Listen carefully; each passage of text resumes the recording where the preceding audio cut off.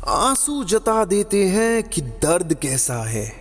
बेरुखी बता देती है कि हम दर्द कैसा है। घमंड बता देता है कि पैसा कितना है।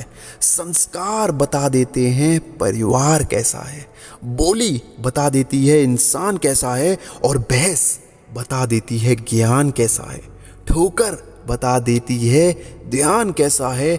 नजरें बता देती हैं सूरत कैसी है। स्पष्ट बता देता है नीयत कैसी है। और वक्त बता देता है कि रिश्ता आखिर कैसा है। घर में आने वाली कंगाली को तुरंत दूर कर सकते हैं अगर ये 4 काम आप करते हैं। दोस्तों, चाणक्य नीति के अंदर हर चीज के बारे में डिटेल से बताया हुआ है। आप हजारों किताबें पढ़ लीजिए, आप करोड़ों मोटिवेशनल बुक पढ़ लीजिए, बट जो चीज़ें चाणक्य नीति के अंदर लिखी है वो सारी आपको कहीं नहीं मिल सकती।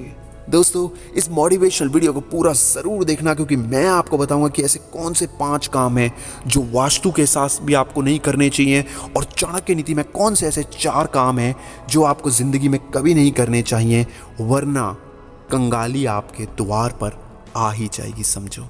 दोस्तों, सबसे पहले प्रेम की स्टोरी सुनाऊंगा। एक प्रेम नाम का लड़का था। वो अपनी लाइफ में हमेशा ये सोचता था कि ज़िंदगी में जितना उसको मिला है वो हमेशा बहुत कम मिला है। और उसकी एक दुकान थी मोबाइल बेचने की, और उस मोबाइल की दुकान में अक्सर वो अपने रिश्तेदारों को बुलाकर उन्हें अपने दुखों के बारे में बताया करता था। अपनी तुलना दूसरों से करता था। कहता था कि यार, मैं इतनी मेहनत करता हूँ फिर भी मुझे आउटकम नहीं मिलता, फिर भी मुझे पैसा नहीं मिलता, मेरी हर मेहनत विफल जाती है। मैंने दुकान खोले हुए इतने साल हो गए हैं, फिर भी मेरे को एक अच्छी इनकम नहीं हो रही है। और ये बात बोलकर अक्सर वो अपने रिश्तेदारों को बताया करता था।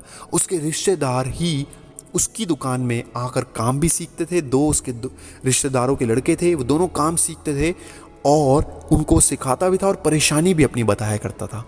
साथ ही उनको गल्ले पे भी बिठा दिया करता था, यानी जो पैसों का आदान प्रदान होता था वो उसके रिश्तेदार के लड़के ही करा करते थे।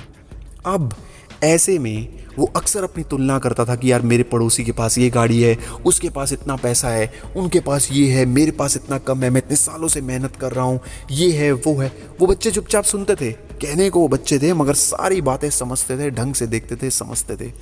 और जब कमाई होती थी दिन के एंड में, उसमें से डंडी मार लेते थे। इन शॉर्ट, अगर 200 रुपये की कमाई हुई है तो 50-100 रुपये अपनी जेब में डाल लेते थे। और प्रेम को ये बात कभी समझ नहीं आई और वो उन पे अंधा भरोसा करता रहा और उन्हें सारे धंधे के सारे गुण उन्हें सिखाता रहा, और अपने आप को हमेशा यही बताता था कि मैंने ज़िंदगी में ये खो दिया, काश मैं पढ़ लिया होता तो ये दुकान ना खोली होती। जबकि उसकी दुकान अच्छी खासी चल रही थी, फिर भी वो अपनी दुकान के बारे में अक्सर यही बोला करता था कि यार, मैं बड़ा परेशान हूँ, काश मैंने उस टाइम पे पढ़ाई कर ली होती तो आज दुकान पे ना बैठना पड़ता। तो दुकान में जो लड़के थे वो अक्सर उसकी ये सारी बातें सुनते रहते थे चुपचाप, और उनको पता था कि कहीं और तो नौकरी मिलेगी नहीं, क्योंकि वो निकम्मे ही थे दोनों के दोनों। मगर उनको ये भी पता था कि कहीं और ऐसे पैसे चुराने का मौका नहीं मिलेगा। उसके बाद वो हमेशा जो भी कोई आता बंदा उसको अपने ही कंपटीशन में खड़ा कर देता। कई बार कोई जान पहचान वाला आता, उससे कहता यार, मोबाइल की मैं दुकान खोलना चाहता हूँ। तो वो उन्हें कहता था प्रेम, हाँ तुम खोल लो, दुकान तो बहुत अच्छी चीज़ है, बहुत कमाई है इसके अंदर तो, बट वो ये मेरा तो मन नहीं करता, मैं तो दाल रोटी के लिए कर रहा हूँ, तुम भी कर लो। और अपने दुश्मनों को उसने खुद ही ये सारी बातें बता दी। दोस्तों, जिनको प्रेम अपना दोस्त समझता था उन्होंने उसी की दुकान के आगे अपनी दुकान खोल ली और उनकी दुकान चलने लगी, क्योंकि मोबाइल बहुत सारे बिकने लग गए थे। अचानक से मोबाइल का बूम आ गया था। 2011-12 की बात है। खूब सारे मोबाइल बिक रहे थे, इंटरनेट बिक रहा था। धीरे धीरे इंटरनेट सस्ता होता गया।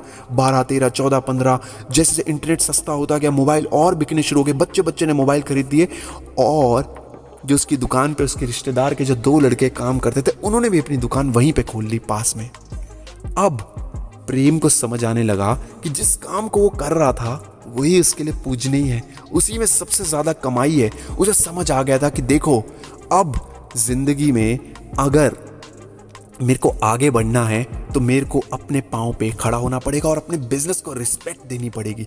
हो सकता है कि आज उसने उसे अपने बिजनेस से मज़ा ना आ रहा हो, बट अल्टीमेटली सच ये था कि उसके बिजनेस में उसके मोबाइल खूब बिक रहे थे। अगर वो ढंग से काम करे और दिल लगा के काम करे तो उसका मोबाइल खूब बिक सकता था। ये बात प्रेम को रियलाइज़ हो गई। दोस्तों, वो कहते हैं ना, शेर का बच्चा अपने आप शिकार करना सीख जाता है, मगर अगर उसके साथ कोई गधे का बच्चा रहने लग जाए तो वो कभी शेर नहीं बन सकता। ऐसे ही उसने धंधे के सारे गुण तो दे दिए, मगर जब बेचने की कला थी वो कभी किसी को नहीं दी।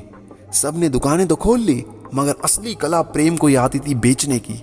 जब भी उसके पास कोई दुकान में खरीदने आता सामान, वो उसको साथ में छोटे छोटे गिफ्ट देता। कोई लड़कियां आती तो उनको मेहंदी लगवा देता फ्री में, लड़के आते तो उनको कोई छोटे से गिफ्ट दे दिया करता, कभी चॉकलेट दे देता, कभी कुछ दे देता, इसके साथ ये फ्री है, सिम फ्री है, अलग अलग ऑफर से उसे बेचना आता था, क्योंकि काफ़ी सालों का एक्सपीरियंस था उसका। शेर को काफ़ी सालों का एक्सपीरियंस ही होता है, वो शेर था। प्रेम समझ गया था जिंदगी में अपने दुश्मनों को अगर कंपीट करना है, उन्हें हराना है, तो अपनी स्किल्स का इस्तेमाल करना पड़ेगा। और कुछ ही दिनों में उसने अपने रिश्तेदार जितने भी थे सबको दोबारा पीछे छोड़ दिया और अपनी दुकान को फिर से आगे नए सिरे से ले गया और अपने काम को पूजा करी, अपने काम की, तभी जिंदगी में वो आगे बढ़ा। हम में से बहुत से ऐसे लोग हैं जो ऑफिस तो चले जाते हैं मगर अंदर ही अंदर कोसते रहते हैं, अरे क्यों आ गया मैं ऑफिस, रोज नहा के आना पड़ता है, मन भी नहीं करता, पैसे कम मिलते हैं, फलाना ढिमकाना। मगर सत्य ये है, जब तक आप अपने काम को कोसते रहोगे आप कभी बरकत नहीं ला सकते। दोस्तों, चाणक्य नीति में सबसे पहली चीज लिखी है, अपनी तुलना दूसरों से ना करें। हर फल का स्वाद अलग होता है। हम अक्सर तुलना करते हैं, उसके पास लंबा फ्रिज है, उसके पास बड़ी गाड़ी है, उसके पास डबल डोर फ्रिज है, उसके पास ये एसी है, फलाना ढिमकाना, स्प्लिट जॉइंट, पता नहीं क्या क्या है उसके पास, मेरे पास नहीं है। उसकी बीवी कितना मीठा बोलती है, ओए ओए ओए। हम अक्सर ऐसी बातों से कंपेयर करते हैं, ओए कितनी सुंदर बीवी है भाई, इसको तो हाथ लगाता हो तो गंदी हो जाती होगी, भाई कितनी सुंदर भाभी है हमारी। हम ये नहीं देखते कि वो अंदर घर में जाकर कितना लड़ाई करती है। खाने की जब बारी आती है तो उल्टा बोलती है पति को, तुम पहले बना के मेरे को सुबह मॉर्निंग बेड टी दो, फिर बात करेंगे, मैं तो कभी बनाती नहीं खाना, मेरे तो नाखून बहुत बड़े बड़े हैं, मैं कैसे खाना बना सकती हूँ। दोस्तों, जिंदगी में हर चीज़ खूबसूरती नहीं होती, अपनी तुलना दूसरों से ना करें। दूसरी चीज़ है, क्या खोया है इस पर विचार करने से, अपना समय नष्ट करने से कुछ नहीं मिलेगा। अच्छा क्या पाना है इस पर विचार करना ज़्यादा ज़रूरी है। हम अक्सर सोचते हैं हम पढ़े नहीं, हम ये नहीं बन पाए, हम वो नहीं बन पाए, अपने आप को कोसते हैं, मैं ऐसा रह गया, मैं छोटा रह गया, मैं काला रह गया, मैं नीला रह गया, मैं पीला रह गया, मेरे को सुंदर बीवी नहीं मिली, मैं कम पढ़ा लिखा हूँ, मैं कहीं जाता हूँ तो लोग बेइज्जती मार देते हैं, मेरी बॉडी लैंग्वेज अच्छा नहीं, मैं कपड़े ढंग के नहीं पहनता, मेरी नाक बहती है, मेरा सर दर्द रहता है, मेरे को बीमारियाँ लगी हुई हैं, मैं दवाइयों के बगैर रह नहीं सकता। सब बकवास है। आपकी सोच आपको गरीब बनाती है। एक आदमी था, वो अपनी रात को हमेशा दवाइयाँ रख के सोता था और वो हमेशा बीमार ही रहता था। एक दिन उसने अपनी सारी दवाइयाँ उठा के फेंक दी, सोचा नहीं लाता, एक्सपायरी हो गई हैं, और वो 2-3 दिन लाना भूल गया। उसने देखा, उसने पाया कि वो बीमार ही पड़ना बंद हो गया। दोस्तों, ये दिमाग की उपज है, सिर्फ दिमाग की उपज। आप बीमार हो, ये भी आपकी सोच है। दोस्तों, इसके बाद अपने दुश्मन को शांत बैठा देख तुम कभी मत बैठना, याद रखना वो भी तुम्हारा दुश्मन ही है।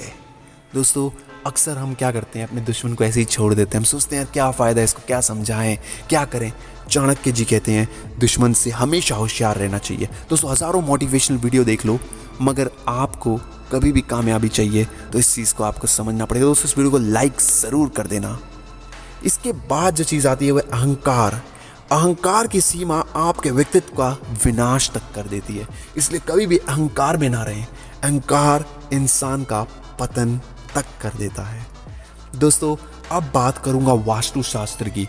किन चीज़ों को आपको कभी भी किसी से आदान प्रदान नहीं करना चाहिए, नहीं तो कंगाली निश्चित तौर पे आपके पास आ जाएगी। सबसे पहली चीज़ है पेन। कभी भी दूसरे का पेन इस्तेमाल ना करें, अपना लेके जाएं, चाहे बैंक जाएं, चाहे स्कूल जाएं, कहीं जाएं, अपना पेन लेके जाएं, दूसरे से ना मांगे। भिखारियों वाली हरकत करोगे तो यकीन मानो भिखारी ही बनोगे। अपना हैंकी कभी किसी को ना दे, ना किसी और का हैंकी ले। इससे लेने से भी वास्तुशास्त्र के हिसाब से आपकी लाइफ में हमेशा नाकामयाबी और नकारात्मक ऊर्जा आती है। दोस्तों, तीसरी चीज़ है पैसे उधार किसी से लें तो जल्दी चुकाएं, और अगर किसी को दिए हुए हैं तो उससे भी ले लो, आगे ख़त्म करिए। कभी भी ये ब्याज बट्टे का काम करके अपने पैसे को ख़राब मत करिए। दोस्तों इसके बाद आती है कपड़ों का आदान प्रदान। दोस्तों वास्तु शास्त्र में बड़ा साफ साफ लिखा है, कपड़ों के आदान प्रदान कभी नहीं करने चाहिए। कोई खुशी से आपको नए कपड़े गिफ्ट करता है या पुराने भी गिफ्ट करता है तो अलग चीज़ है, मगर आदान प्रदान कभी नहीं करना चाहिए। दोस्तों लास्ट में आती है घड़ी। कभी भी किसी से घड़ी, अगर आपका बुरा वक्त चल रहा होगा तो आप अपनी घड़ी किसी और की घड़ी मत पहनिए। अगर उसका बुरा वक्त चल रहा होगा तो आपको आ जाएगा, और आपका अच्छा वक्त चल रहा होगा और आपने अपनी घड़ी किसी और को दे दी तो उसका अच्छा वक्त चल पड़ेगा। मत आदान प्रदान करिए ऐसी चीज़ों का, भिखारीपंती मत करिए, भिखारी ही बनेंगे। दोस्तों ये वीडियो आपको कैसा लगा इसको लाइक करना बिल्कुल मत भूलना।